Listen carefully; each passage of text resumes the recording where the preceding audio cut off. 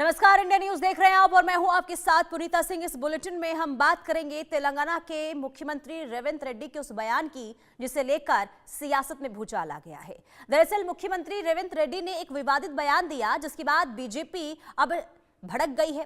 रेवंत रेड्डी ने कांग्रेस के कार्यक्रम में हिंदू धर्म में देवी देवताओं को लेकर जो कहा उससे बीजेपी और विश्व हिंदू परिषद आग बबूला हो गए हैं। बीजेपी रेवंत रेड्डी के खिलाफ प्रदर्शन करने वाली है तो विश्व हिंदू परिषद ने भी सीएम ने बिना शर्त माफी मांगने की भी मांग कर दी है। बीजेपी के पूर्व नेता और वर्तमान विधायक राजा सिंह ने पूछा है कि क्या रेवंत रेड्डी ने इस्लाम कबूल कर लिया है। आपको बता दें कि तेलंगाना प्रदेश कांग्रेस कमेटी की बड़ी बैठक हुई। इस दौरान सीएम रेवंत रेड्डी ने कहा, हिंदू कितने भगवानों में विश्वास रखते हैं? क्या 3 करोड़ हैं? इतने सारे क्यों हैं? कुंवारे लोगों के लिए एक भगवान है, हनुमान 2 बार शादी करने वालों के एक और भगवान है और शराब पीने वालों के लिए एक अलग भगवान है। मुर्गों की बलि के लिए एक अलग है, दाल और चावल के लिए भी एक है। हर एक समूह का अपना एक भगवान है। इस तरह देवताओं के बारे में भी कोई एक मत नहीं है। रेवंत रेड्डी के इसी बयान के बाद अब सियासी घमासान शुरू हो चुका है। बीजेपी लगातार माफी की मांग कर रही है। विश्व हिंदू परिषद की तरफ से भी कहा गया है कि बिना शर्त रेवंत रेड्डी को माफी मांगनी चाहिए और इसे लेकर अब प्रदर्शन की भी तैयारी बीजेपी और विश्व हिंदू परिषद की तरफ से हो रही है। कुल मिलाकर रेवंत रेड्डी ने जो बयान दिया है इसे लेकर अब सियासत जबरदस्त तरीके से हो रही है और लगातार, क्योंकि देखिए जिस कार्यक्रम में यानी कि एक सार्वजनिक कार्यक्रम था और उसी कार्यक्रम के दौरान विवादित बयान और इस बयान के बाद बुरी तरीके से अब फंसते हुए नजर आ रहे हैं रेवंत रेड्डी। माफी की मांग हो रही है और देखना यही होगा कि क्या इस बयान के बाद कांग्रेस का स्टैंड क्या होता है। क्या रेवंत रेड्डी की ओर से माफी मांगी जाती है, क्योंकि ये पहली दफा नहीं है, इससे पहले भी रेवंत रेड्डी कई बार विवादित बयान दे चुके हैं और इसे लेकर बीजेपी लगातार देखिए रेवंत रेड्डी पर सवाल भी उठाती रही है। और ऐसे में एक बार फिर से हिंदू देवी देवताओं को लेकर जो बयान दिया गया है, ऐसे में क्या अब कांग्रेस जो बीजेपी को लेकर ये कहती है कि ध्रुवीकरण की राजनीति कर रही है, अब क्या कांग्रेस भी वही करती हुई नजर आ रही है? ऐसे तमाम सवाल है। लेकिन रेवंत रेड्डी के जो बयान है उसे लेकर बीजेपी ने मोर्चा क्यों खोला हुआ है वो मैं आपको एक बार फिर से विस्तार से बता दूं। देखिए, तेलंगाना के सीएम रेवंत रेड्डी ने हिंदू देवी देवताओं के अपमान का उन पर आरोप लगा है और इसे लेकर लगातार देखिए विवाद जो है वो देखने को मिल रहा है। कांग्रेस हमेशा से ही एआईएमआईएम के आगे झुकने वाली पार्टी रही है, ये कहा गया है। केंद्रीय राज्य मंत्री बंडी सिंह संजय है उनकी तरफ से। हिंदुओं का अपमान कांग्रेस करती है, ये बीजेपी की तरफ से बयान सामने आया। शहजाद पूनावाला है उनकी तरफ से ये कहा गया, यानी कि जो प्रतिक्रिया आई है इस बयान के बाद वो हम आपको बता रहे हैं। हिंदुओं से माफी मांगे रेवंत रेड्डी, ये यमुना पाठक बीजेपी के नेता हैं उनकी तरफ से ये कहा गया है। और ऐसे ही लगातार अब, क्योंकि देखिए लगातार सवाल तो उठाए जा रहे हैं, इसके बाद एक एक करके प्रतिक्रिया सामने आ रही है कि आखिर क्यों इस तरह के बयान रेवंत रेड्डी की तरफ से दिए गए हैं। और साथ ही साथ देखिए सीधे तौर पर बीजेपी ये कह रही है कि एआईएमआईएम के साथ जब से जुड़ी है रेवंत रेड्डी मिले हैं तब से ही वो लगातार इस तरीके से बयान दे रहे हैं। हमारे साथ मेहमान भी जुड़ चुके हैं, उनके पास चलेंगे। हेमचंद शर्मा बीजेपी के प्रवक्ता हैं, एचएस रावत हिंदू धर्म गुरु हैं और इसी के साथ ही राहुल लाल राजनीतिक विश्लेषक भी हमारे साथ जुड़ चुके हैं। आप तीनों का इस चर्चा में बहुत स्वागत है। सबसे पहले मैं आपके पास आऊंगी हेमचंद शर्मा जी, क्योंकि देखिए बीजेपी लगातार हमलावर है जो बयान दिया गया है रेवंत रेड्डी की तरफ से, लेकिन आखिर क्यों इस तरीके से राजनीति का स्तर गिरता हुआ नजर आ रहा है कि धर्म के आधार पर अब लगातार बयानबाजी इस कदर हो रही है? यह सिर्फ रेवंत रेड्डी की बात नहीं है, हर एक पार्टी की तरफ से ऐसे बयान दिए जाते हैं। जय हिंद, जय श्री राम। देखिए, अनफॉर्चुनेटली जो विपक्ष की पार्टियां हैं, पर्टिकुलरली इंडिया गठबंधन यहाँ, उन्होंने ये तय कर लिया है कि वो हिंदुओं के खिलाफ बोलेंगी, सनातन के खिलाफ बोलेंगी, हिंदुओं का अपमान करेंगे, सनातन का अपमान करेंगे, सनातन की परंपराओं का अपमान करेंगे। और उसी के तहत, ये साजिश के तहत लगातार कभी तमिलनाडु में बोला जाता है, कभी कर्नाटक में बोला जाता है, कभी तेलंगाना में बोला जाता है, कभी खुद राहुल गांधी विदेशों में जाके हिंदुओं का अपमान करते हैं, देश का अपमान करते हैं, भारत का अपमान करते हैं। ये सोची समझी साजिश के तहत है, क्योंकि इनको ऐसा लगता है कि अभिजमन की पॉलिटिक्स के तहत इनके लिए आज सिर्फ और सिर्फ कट्टरपंथी इनके वोटर हैं, बाकी लोग इनके वोटर्स नहीं हैं। हमेशा से ये हिंदुओं को दबाते आए हैं। हम सब जानते हैं कि जब आदरणीय मनमोहन सिंह जी प्रधानमंत्री थे तो उन्होंने साफ साफ कहा था कि देश के रिसोर्सेज पे पहला अधिकार माइनॉरिटीज का, माइनॉरिटी में भी मुस्लिम्स का है, इंडियन माइनॉरिटीज का नहीं है, जैन्स का नहीं है, बौद्ध का नहीं है, सिखों का नहीं है, लेकिन किसका है? मुस्लिम तुष्टीकरण के तहत मुस्लिमों का है। तो ये इनकी मानसिकता है और इसी मानसिकता की वजह से लगातार ये एक के बाद एक राज्यों में हार रहे हैं और आने वाले समय में इनको और जोरदार जवाब मिलेगा। आज सभी भारतीय डेवलपमेंट के साथ हैं, मोदी जी के साथ हैं, विकास के साथ हैं, ऐसे रोड मैप के साथ हैं जो देश को विकसित राष्ट्र बनाए, ना कि ऐसे लोगों के साथ हैं जो देश को तोड़ने की साजिश करे। इनमें से जो पार्टियां अधिकतर वो तुष्टीकरण की राजनीति के तहत संकुचित राजनीति करती हैं। कोई पर्टिकुलर जाति की राजनीति करता है, कोई किसी एरिया की राजनीति करता है, कोई किसी वर्ग की राजनीति करता है। कोई भी इनमें से भारतीय जनता पार्टी की तरह सबका साथ सबका विकास के आधार पे समग्र भारतीयों की या समग्र किसी पर्टिकुलर राज्य की बात नहीं करता। तो ये अपने आप में दिखाता है कि समुचित सोच से राजनीति करने वाले हैं और आदरणीय prime minister Modi ji statesman की तरह काम कर रहे हैं और वो अपने आप को मालिक भी नहीं समझते, सेवक समझते हैं और सेवक के आधार पे सेवा कर रहे हैं। इसलिए लोग उनसे खुश हैं, उनका लगातार मान सम्मान कर रहे हैं और एक के बाद एक स्टेट में जो भारतीय जनता पार्टी को जीत मिल रही है वो आदरणीय प्राइम मिनिस्टर मोदी जी और भारतीय जनता पार्टी के कार्यकर्ताओं की सेवा का परिणाम। नहीं, लेकिन खेमचंद जी। शर्मा जी, ये सिर्फ क्योंकि रेवंत रेड्डी का हमने पहले भी बयान सुना है अब, और सिर्फ रेवंत रेड्डी की ही बात हम नहीं करते हैं। हमने जब बीजेपी की तरफ से भी कई बार ऐसे बयान सामने आए, किसी भी राज्य को अगर हम उठा लेते हैं, लगातार जो इस तरीके से बयान सामने आते हैं वो वाकई में सवाल उठाते हैं कि आखिर राजनीति में हो क्या गया है, आखिर क्यों धर्म को इतना इजीली टारगेट कर दिया जाता है। मैं आपके पास लौटूंगी, हिंदू धर्मगुरु एच.एस. रावत जी भी हमारे साथ जुड़े हुए हैं। मैं आपसे समझना चाहूंगी एच.एस. रावत जी, क्या ये जो व्याख्यान की जाती है नेताओं की तरफ से, इसका क्या सीधा मतलब समझा जाए? क्या ये व्याख्यान जो तमाम तरीके से धर्मों के बारे में ये लंबी चौड़ी बातें कह दी जाती है, क्या ये जो धार्मिक विद्वान हैं उनका अधिकार है या फिर नेताओं का अधिकार है? देखिए, राजनीति और धर्म दोनों आपस में एक दूसरे के बहुत के दो पहलू हैं। ज्यादातर आप देखें 57 देश इस्लामिक देश हैं और उनकी की पूरी राजनीति उनके धर्म के आधार पर टिकी होती है, उनके कुरान के आधार पर, हदीसों के आधार पर टिकी होती है। इसी प्रकार से जो ईसाइयों के देश हैं उनका चर्च के आधार पर उनकी राजनीति चलती है। जैसी उनकी पब्लिक की जो डिमांड होती है, जो उनकी जरूरतें होती है, उसके आधार पर उनका संविधान तैयार होता है और उस हिसाब से धर्म के आधार पर उनको वो छूट दी जाती है। हिंदुस्तान एक इसको सेकुलर देश बना दिया गया है, जबकि यहाँ पर 100 करोड़ से ज्यादा हिंदू हैं, हिंदुओं की अपनी आस्था है। उस आस्था को वोटों के लालच के लिए इतना कुचल दिया जाता है कि यहाँ पर कांग्रेस, जो कि देश आजादी के बाद से सबसे बड़ी पार्टी जो थी, उसने शासन किया, उसने हिंदुओं को तीसरे नंबर पर दबा करके रखा, वोटों के लिए मुसलमानों को पहले नंबर पर रखा, क्योंकि उनकी एक छत्र वोट कांग्रेस को मिलती रही थी। तो राजनीति जो है ये धर्म के आधार पर वोटों को भड़काने के लिए, लोगों को भड़काने के लिए, वोट खींचने के लिए की जाती है। तो वही रेवंत रेड्डी ने वही किया, वही तमिलनाडु के अंदर किया। तो ये ऐसी सिचुएशन के अंदर है कि हिंदू एक सॉफ्ट टारगेट है, हिंदू चींटी को भी दाना खिलाता है, यानी वो सर तन से जुदा की बात नहीं करता। इसलिए उनको अटैक करना, उनके देवी देवताओं को अटैक करना बड़ा आसान होता है और फिर वोटों का जो मोबिलाइजेशन है वो इजीली इनके पास हो जाता है। अब तेलंगाना के अंदर उन्होंने स्टेटमेंट दे दिया, हिंदुओं के खिलाफ दिया, तो मुसलमान खुश, वो सारे के सारे वोट इसको देंगे रेड्डी साहब को कि देखिए कांग्रेस जो है, जबकि कांग्रेस का इस समय विनाश काले विरोधी हो रखी है, यानी पुरानी पार्टी होने के साथ आज वो खत्म होने के कगार पर है। इनके नेता इसी प्रकार के और अगर स्टेटमेंट देते रहेंगे तो पूर्ण रूप से ये खत्म हो जाएगी। अब देखिए, सर तन से जुदा वालों के खिलाफ ये एक शब्द नहीं बोल सकते हैं। मोहम्मद हुसैन ने नंगे देवी देवताओं की तस्वीर बनाई, देश छोड़ करके भागना पड़ा उनको, कोई उनके लिए एक शब्द नहीं बोल सकता। जाकिर नायक इनका यहाँ से भाग गया, जो देवी देवताओं के खिलाफ बोलता था, हिंदू धर्म के खिलाफ बोलता था, डायरेक्ट वो सीधा धर्मांतरण कराता था, उसके खिलाफ कोई नहीं बोलता। लेकिन हिंदू, क्योंकि पता है वो कुछ नहीं बोलेंगे, सिर्फ टीवी पर एक स्टेटमेंट दे देंगे कि हम इसका विरोध करते हैं, ये गलत है, कांग्रेस को ऐसी बातें, कांग्रेस के मुख्यमंत्री को इस तरह की बातें नहीं करनी चाहिए थी, बस यहीं तक सीमित है। और अगर वही सरतन से जुदा का यहां से फरमान जारी हो जाता और यहां से फतवा जारी हो जाता तो किसी की हिम्मत है कोई बोल दे?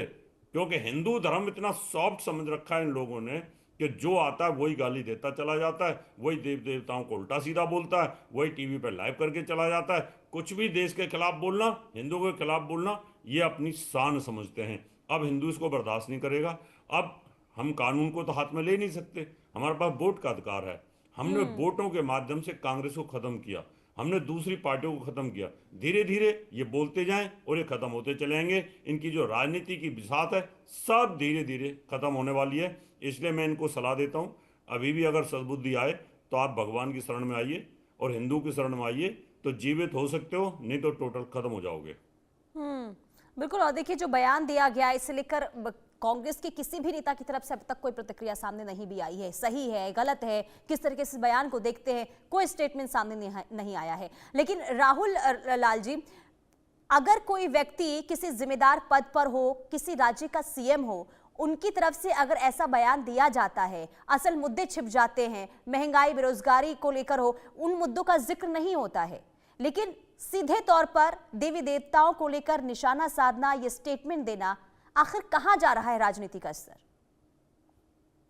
पुनीता जी, आपके सवाल के ऊपर तो मैं आऊंगा, लेकिन दो तीन कई गंभीर टिप्पणियां खेमचंद शर्मा जी और धर्मगुरु जी की तरफ से की गई है। देखिए, सबसे पहली चीज तो अभी बड़ा जोर शोर से बताया गया, सरतन से जुदा। हम लोगों ने उदयपुर में कन्हैया लाल हत्याकांड का एक घटनाक्रम भी देखा था, और आपको याद होगा कि देखिए उसके बाद तेजी से जो है कि वो हत्यारा पकड़ा भी गया था और एनआईए ने उसकी जांच अपने पास ले ली थी, आतंकवाद के मामले को जांच करने वाली हमारी प्रीमियम एजेंसी। लेकिन आज भी वो तमाम लोग जो है कि धीरे धीरे कोर्ट से जमानत लेके सब लोग छूट गए वहां पे। तो ऐसे स्थिति में जो लोग ये बोल रहे हैं कि हम लोग तो कांग्रेस को छोड़ के भारतीय जनता पार्टी को, शासन को अपने हाथ में अस्वीकार करते चले गए, तो क्या उसके बावजूद भी राजस्थान के डबल इंजन सरकार में कन्हैया लाल के हत्यारों को वो सजा मिल सकी? मुझे तो नहीं दिख रहा कि वो सजा मिलती हुई। 135 गवाहों की गवाही होनी थी उसमें, और उसमें अभी तक जो है कि मात्र जो है कि 20-25 गवाहों की गवाही हो सकी है। तो इतनी धीमी प्रक्रिया है कन्हैया लाल के प्रकरण में। तो वहां पे ना तो मुझे जांच एजेंसी गंभीर दिख रही है, न राज्य सरकार गंभीर दिख रही है, न केंद्र सरकार गंभीर दिख रही है। उनके हत्यारों को जो है कि कठोर सजा मिले, नंबर 1। नंबर 2, अभी खेमचंद शर्मा जी कह रहे थे कि हिंदुओं को लेकर भारतीय जनता पार्टी की प्रतिबद्धता की बात बता रहे थे। वो हम लोगों ने दिल्ली में भी देखा पुनीता जी क्या स्थिति है। झंडेवाला में वहां पे पार्किंग स्थल बनाने के लिए आरएसएस के 1500 वर्ष पुराने जो है कि मंदिर को जो है कि वहां पे तोड़ने के प्रयास हो रहे हैं। अभी भी धरना प्रदर्शन की स्थिति दिल्ली में बनी हुई है। तो ये तो है, सॉफ्ट टारगेट पे तो हिंदू जो है कि आ रहा है, लेकिन उसे न्याय कहां पे मिले? और जो आपका सवाल है, मैं बिल्कुल सहमत हूं इस चीज से कि जो मुख्यमंत्री, प्रधानमंत्री, जो भी इस प्रकार के संवैधानिक पदधारी हैं, उन्हें बोलते हुए अपने शब्दों के, एक एक शब्दों के चयन पे ध्यान रखना चाहिए। देखिए, मैंने उनके भाषण को बड़ा ध्यान से सुना। उसकी शब्दावली बहुत सही नहीं है, लेकिन हाँ, वो जो कहना चाह रहे थे, वो ये कहना चाह रहे थे कि वो एक तरह से जो सनातन के बहुलता और कांग्रेस के बहुलता, इसकी तुलना करने का प्रयास कर रहे थे कि जैसे कि बहुत सारे हिंदू धर्म में बहुत सारे देवी देवता होते हैं, बहुत सारे उसके अनुयायी होते हैं, अलग अलग जो लोग हैं वो अलग अलग भगवानों में आस्था रखते हैं। तो कांग्रेस पार्टी ये प्रयास कर रही है कि वो अलग अलग खंडों में आस्था, अलग अलग भगवानों में विश्वास रखने वाले लोगों को भी एक साथ अपने समूह में जोड़े। तो अब इस वाक्य को जिस रूप में उन्होंने कहा है, उस रूप में ना कह के कुछ दूसरे रूप में कहते सही अर्थ में जाता। तो जब धार्मिक अर्थ पे जो आपने कही ना कि जब धार्मिक मामलों पर जब टिप्पणियां की जाती हैं, तो वो टिप्पणियां बेहद ही संवेदनशील और सोच समझ कर होनी राहुल लाल जी, क्योंकि वो आस्था का विषय होता है।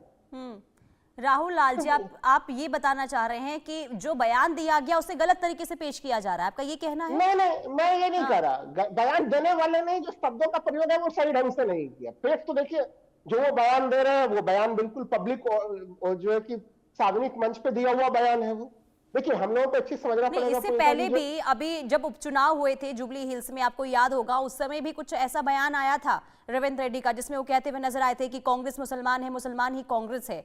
और इसके बाद सीधे तौर पर यहाँ पर अब जो देवी देवताओं को लेकर बयान दिया गया है, तो आपको नहीं लगता कि किसी एक वोट बैंक को टारगेट करने की कोशिश बार बार रेवंत रेड्डी की तरफ से हो रही है? वो तो देखिए, वो कोशिशें लगातार हो रही होंगी। ये उनका बयान हम लोगों ने सुना भी था कि अब वो बयान कोई बहुत अच्छा बयान नहीं था कांग्रेस के लिए कि मुसलमान कांग्रेस और कांग्रेस मुसलमान है। क्योंकि देखिए, अगर हम लोग याद करें तो भारतीय जनता पार्टी के आईटी सेल की तरफ से अभी यहाँ पे खेमचंद शर्मा जी ने भी उस बयान को दोहराया, स्वर्गीय मनमोहन सिंह के बयान को, तो जो मनमोहन सिंह का बयान था वो पूरा बयान वो नहीं था, उसमें महिलाओं, अल्पसंख्यकों, वो केवल मुस्लिमों को संदर्भ में बयान नहीं था, बयान का छोटा हिस्सा था वो। तो अब जब अगर बीजेपी के वो हमले हो रहे हैं जिसमें मनमोहन सिंह के बयान को भी तोड़ के प्रस्तुत किया जाता है, उसमें वो जो बयान था, उसमें का बयान में मामले में था कि महिलाओं का संसाधनों पर पहला अधिकार होना चाहिए, पिछड़ों का पहला अधिकार होना चाहिए, और अल्पसंख्यकों का, मुस्लिमों का पहला अधिकार होना चाहिए, अल्पसंख्यकों में मुस्लिमों का पहला अधिकार होना चाहिए। तो 3-4 हिस्सों को जोड़ के वो बयान बना हुआ था, और कांग्रेस लगातार उसका खंडन करती है। लेकिन अगर जुबली हिल्स में जिस तरह से उन्होंने वो बयान दे दिया कि मुस्लिम ही कांग्रेस और कांग्रेस ही मुस्लिम है, तो फिर वो भारतीय जनता पार्टी जो एक नैरेटिव जो मनमोहन सिंह के बयान को तोड़ के करती है, उसकी वो फिर वो पुष्टि की तरफ ले जाते हैं। तो हमें लग रहा है कि मुख्यमंत्री के स्तर के लोगों को इस प्रकार के बयानबाजी से बचनी चाहिए और उन्हें एक संतुलित बयान देना चाहिए। आपको याद होगा, आपसे कुछ समय पहले जब राजस्थान विधानसभा के चुनाव हो रहे थे, तब उत्तर प्रदेश के माननीय मुख्यमंत्री योगी आदित्यनाथ जी ने जो है कि वो दलित कह दिया था हनुमान जी को, कि हनुमान जी दलित हैं वो। तो अब वहां पे जातियों का बंटवारा किया गया था। तो अलग अलग राजनीतिक पार्टियां जो भगवानों को लेकर टिप्पणी करती है, उसमें हमें लग रहा है कि इस प्रकार की टिप्पणियां नहीं होनी चाहिए, ना रेवंत रेड्डी की तरफ से होनी चाहिए, ना किसी दूसरे पार्टियों की तरफ से होनी ठीक है। चाहिए। खेमचंद शर्मा जी, आपने सुना राहुल लाल जी क्या कह रहे हो? कह रहे हैं कि सिर्फ कांग्रेस ही नहीं है, बीजेपी भी कई बार ऐसे बयान दे चुकी है। देखिए, राहुल जी बहुत ही चतुर वक्ता हैं और अनडिक्लेयर कांग्रेस के प्रवक्ता हैं। मैं लेकिन कहा वो ये कांग्रेस का भूल प्रवक्ता जाते हूं? हैं, बताइए, कांग्रेस का प्रवक्ता होता तो लिखा होता भी कांग्रेस प्रवक्ता, मैंने कांग्रेस के साथ किसी भी रूप अनडिक्लेयर्ड में नहीं जुड़ा होंगे। मैंने बंधु अनडिक्लेयर बोला है, डिक्लेयर नहीं बोला। तो कांग्रेस को बचाने का भरसक प्रयास करते हैं, लेकिन कांग्रेस को बचा नहीं सकते, क्योंकि कांग्रेस के एक के बाद एक नेता इस तरीके के बयान देते हैं जो साफ साफ दिखाता है कि वो हिंदू विरोधी हैं, सनातन विरोधी हैं, भारतीय संस्कृति विरोधी हैं। अगर भारतीय संस्कृति में कुछ अच्छा हो रहा है तो उनको वो हजम नहीं होता। आज तक कांग्रेस की जो टॉप लीडरशिप है, भगवान राम के दर्शन करने के लिए नहीं गई है। वो खुश नहीं है कि भगवान राम का मंदिर बना है। करोड़ों लोग गए हैं, ज्यादातर हिंदू वहां पे जा चुके हैं, ज्यादातर हिंदुओं ने वहां पे जाके अपनी आस्था का मत्था टेका है और भगवान का आशीर्वाद लिया है। लेकिन टॉप लीडरशिप कांग्रेस की नहीं गई। ये क्या दिखाता है? 500 साल के संघर्ष के बाद वो मंदिर बना है, और इसके ऊपर कभी तमिलनाडु में, कभी केरल में, कभी केरल में तो इनकी जो यूथ विंग है उसने पब्लिकली बीफ खाई, बीफ बांटी। तो ये सब चीजें दिखाती है कि ये लगातार ऐसा काम करते रहते हैं, क्योंकि अपीजमेंट की पॉलिटिक्स के तहत ही अब जिस तरीके बयान देते हैं कि कांग्रेसी मुस्लिम, मुस्लिम भी कांग्रेस, तो ये सब दिखाता है कि अब इनकी जो राजनीतिक एरिया है वो सुकड़ के कट्टरपंथी, वो भी पूरे मुसलमान नहीं, कट्टरपंथी मुसलमानों तक रह गई है। उत्तर प्रदेश में मुस्लिम डोमिनेटेड सीट भी भारतीय जनता पार्टी के कार्यकर्ता ने जीती। बहुत सारे ऐसे एरिया हैं जहाँ पे भारतीय जनता पार्टी के कार्यकर्ताओं को मुसलमानों से भी अच्छी सपोर्ट मिलती है। मुसलमानों में भी हिंदुओं की तरह ऐसा नहीं कि जाति नहीं है, बहुत सारे वर्ग हैं, और उनमें से कई वर्ग भारतीय जनता पार्टी और एनडीए के साथ खुल के खड़े होते हैं। अब क्योंकि इनकी सोच, इनका एरिया संकुचित हो गया है, तो वहीं कंसंट्रेट होते हुए जो कट्टरपंथी कहते हैं, जैसा कट्टरपंथी चाहते हैं, जैसा वो सुनना चाहते हैं, वैसा ये बोलते हैं। मैं ऐसा समझता हूँ आने वाले समय में जितना ये संकुचित राजनीति करेंगे, हिंदुओं का विरोध करेंगे, सनातन का विरोध करेंगे, उतने ही सिकुड़ते जाएंगे, और वो दिन दूर नहीं है कि कांग्रेस धीरे धीरे भारत के सिनारियों से लुप्त हो जाए। अगर ये कंस्ट्रक्टिव राजनीति करें, सरवाइव करेंगे। अगर ये देश की राजनीति करेंगे, सरवाइव करेंगे। अगर लोगों की बात करेंगे तो सरवाइव करेंगे। अगर अपने आप को आज भी ये मालिक समझेंगे, मालिक की तरह बिहेव करेंगे, तो सरवाइव नहीं करेंगे। ये डेमोक्रेसी है, लोकतंत्र है, और डेमोक्रेसी और लोकतंत्र में जो सेवा करता है उसी को मान सम्मान मिलता है, जो रूल करने की कोशिश लेकिन करता सर, है। आपको ये नहीं लगता कि धर्म को राजनीति से दूर रखना चाहिए? बिल्कुल क्या? रखना चाहिए। क्योंकि देखिए, कांग्रेस हमने बीजेपी को भी कई बार देखा है कि जो असल मुद्दे होते हैं वो कहीं ना कहीं गायब हो जाते हैं, और धर्म के आधार पर राजनीति होती है। तो जब राजनीति हो रही है तो क्या धर्म को बीच में लाना जरूरी है? Bharatiya Janata party level playing field करती है। हम सब जानते हैं कि कांग्रेस सत्ता में आई, और सत्ता में आने के बाद आप देखिए, पहले 3-4 एजुकेशन मिनिस्टर कौन थे? उन लोगों को एजुकेशन मिनिस्टर बनाया गया जो भारतीय संस्कृति से ना उनका कोई लेना देना था, ना लगाव था।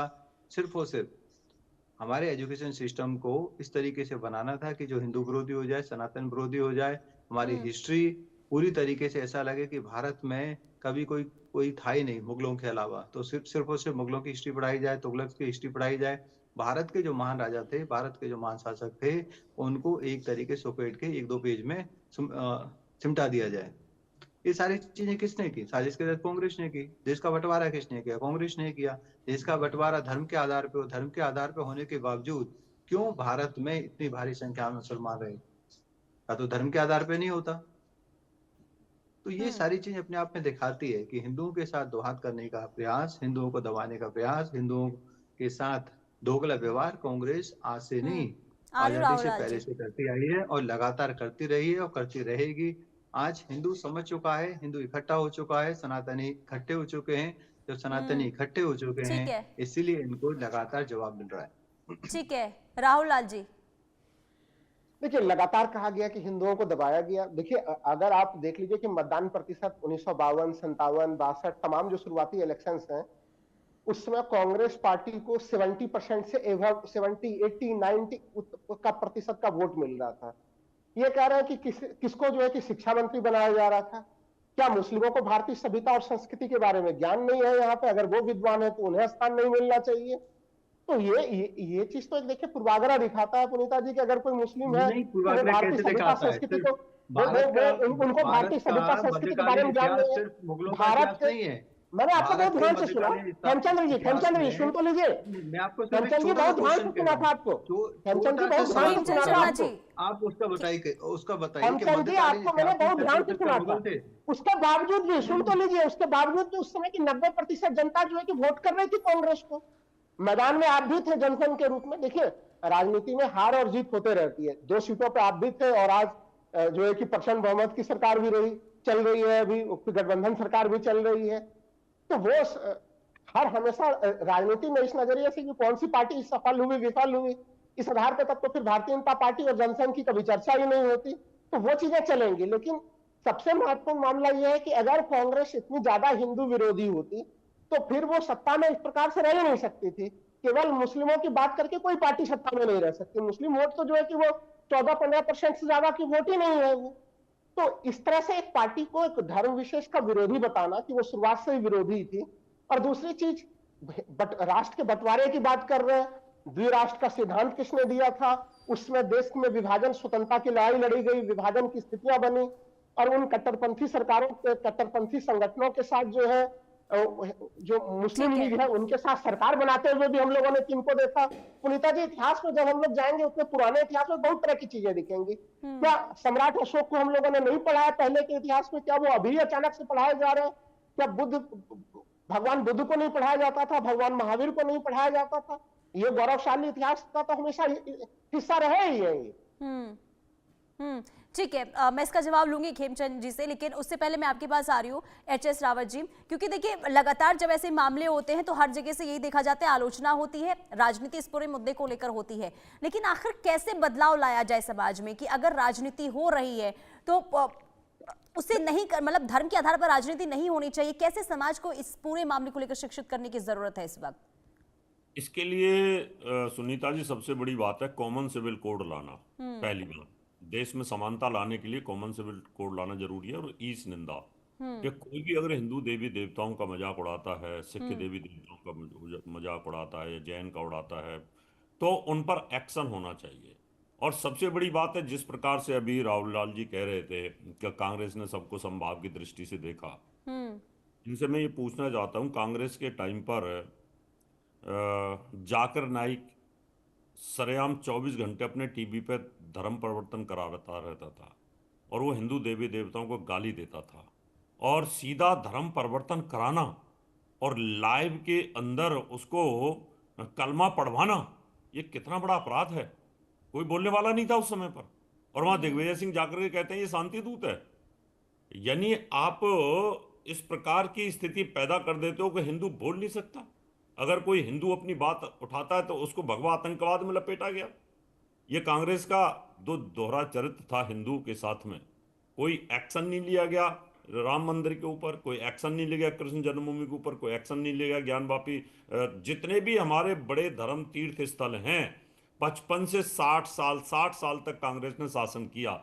60 साल में नींद में सो रहे थे, इनको समझ राम नहीं मंदिर का ताला खुला नहीं था, आपको याद होना चाहिए। राम मंदिर का ताला खुलवाने में किसका योगदान था? स्वर्गीय राजीव गांधी जी का योगदान था उसमें।